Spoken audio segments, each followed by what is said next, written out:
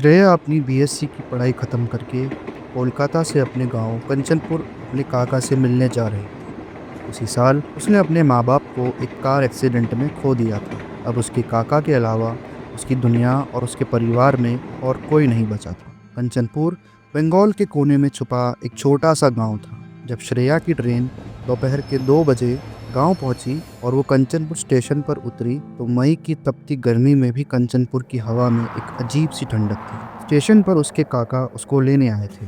श्रेया से मिलते ही उन्होंने ज्यादा कुछ नहीं कहा और ना ही उसे कुछ पूछा। गाड़ी में बैठी श्रेया पूरे रास्ते बस खिड़की से बाहर ही देख रही थी। खेत, तालाब, कच्चे रास्ते, सब कुछ वैसा ही था। सिर्फ एक बात अलग थी। भरी शाम में भी गलियां सुनसान पड़ी थी। ना बच्चे बाहर खेल रहे थे और ना औरतें पेड़ों के नीचे बैठकर बातें कर रही थी। उसे ये बात बहुत अजीब लगी। श्रेया ने जब इसकी वजह अपने काका से पूछी तो उसके काका ने बात बदल दी।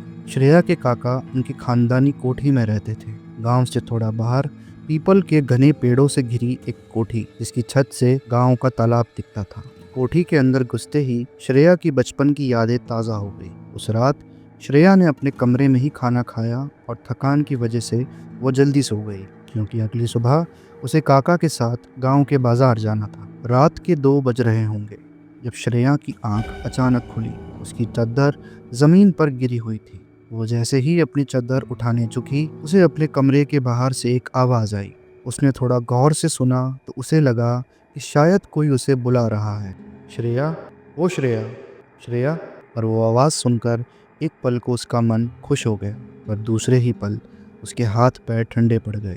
वो आवाज़ तो उसकी माँ की थी, पर यह कैसे हो सकता था? श्रेया ने फिर से इस बार बहुत ध्यान से उस आवाज़ को सुनने की कोशिश की और दरवाजे की तरफ गई, पर उसे कुछ सुनाई ही नहीं दिया। शायद वो अभी भी नींद में ही थी। उसने सोचा कि उसकी माँ की आवाज़ उसके सपनों में ही सुनाई दे सकती है। ये सोचकर श्रेया वापस सोने चली गई। अगली कुछ रातें बिल्कुल नॉर्मल थी, पर किसी ना किसी वजह से श्रेया उस कोठी में ढंग से सो नहीं पा रही थी। हर रात उसे उम्मीद रहती थी कि वो आवाज़ उसे फिर से सुनने को मिलेगी, भले ही सपनों में ही सही। एक ऐसी ही रात वो सो नहीं पा रही थी। कई बार करवटें बदलने के बाद हार मानकर वो अपने बिस्तर से उठ गई। उस रात उसे उस कमरे में एक अजीब सी घुटन हो रही थी और इसलिए उसने अपनी माँ का दुपट्टा ओढ़ा और वो खुली हवा के लिए कोठी की छत पर चली गई। छत पर एक खाट पर बैठकर श्रेया उस गांव के तालाब को देखने लगी। इतने अंधेरे में भी वो तालाब न जाने कैसे साफ दिख रहा था। दूर दूर तक कोई आवाज़ नहीं थी, बस रात का सन्नाटा। अचानक छत की सीढ़ियों के पास से फिर वही आवाज़ आई, श्रेया बेटा, छत पर ठंड लग जाएगी, नीचे आ जाओ। वो आवाज़ सुनते ही श्रेया का शरीर मानो वहीं जम गया। न जाने कहाँ से एक ठंडी हवा का झोंका आया और जो दुपट्टा उसने ओढ़ रखा था वो उसके कंधे से गिर गया, जैसे किसी ने उसे ज़ोर से खींच लिया हो। मेरे पास आजा श्रेया, कब से बुला रही। इस बार वो आवाज़ बहुत पास से आई थी, जैसे कोई उसके कान में फुसफुसा रहा हो। श्रेया तुरंत पीछे पलटी, पर वहाँ कोई नहीं था। तभी खाट की तरफ से एक आवाज़ आई, मैं तेरा इंतज़ार कर रही हूँ श्रेया, जल्दी आ। जब श्रेया ने मुड़कर खाट की तरफ देखा तो उसे वहाँ एक औरत का काला साया नजर आया। श्रेया को लगा वो उसकी माँ है और वो साए की तरफ आगे बढ़ने लगी। तभी अचानक से किसी ने श्रेया का हाथ पकड़ा और उसे आगे बढ़ने से रोक दिया। वो और कोई नहीं बल्कि उसके काका थे। काका के रोकने के बाद श्रेया रुकी और उसने नीचे देखा। अगर वो एक और कदम आगे बढ़ाती तो शायद वो छत से ही नीचे गिर जाती। वो काला साया जो श्रेया को दिख रहा था अब वो कहीं नहीं था। श्रेया ने अपने काका को अपने साथ हुआ पूरा किस्सा बताया और वो सुनने के बाद श्रेया के काका थोड़े परेशान हो गए। फिर उन्होंने श्रेया को कुछ ऐसा बताया जिसे सुनकर श्रेया के होश उड़ गए। काका ने बताया कि शाम को गांव इसलिए सुनसान हो जाता है क्योंकि वहां से लोग गायब हो रहे हैं। गांव के पंडित जी के मुताबिक गांव पर एक निशिडाक का साया पड़ चुका है। निशिडाक एक ऐसी आत्मा है, एक ऐसी चुड़ैल जो रोज़ किसी न किसी को अपने साथ ले जाने आती है।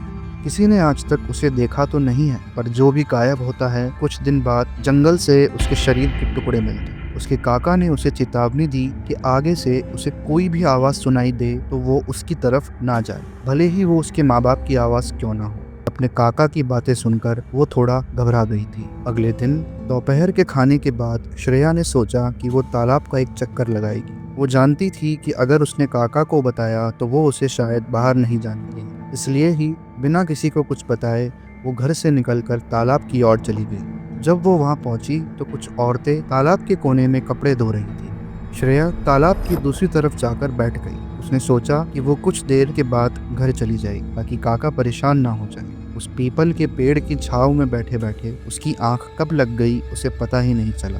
श्रेया, श्रेया, यहाँ क्या कर रही है? घर चल बेटा।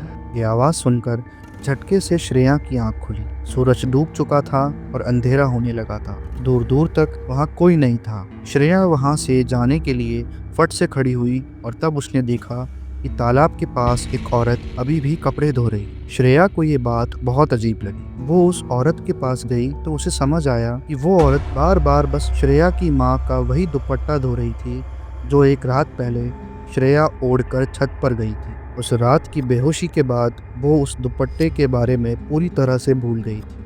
अचानक से श्रेया का ध्यान जमीन पर गया। उसने देखा कि उस औरत की जमीन पर कोई परछाई ही नहीं पड़ रही थी। श्रेया बहुत घबरा गई।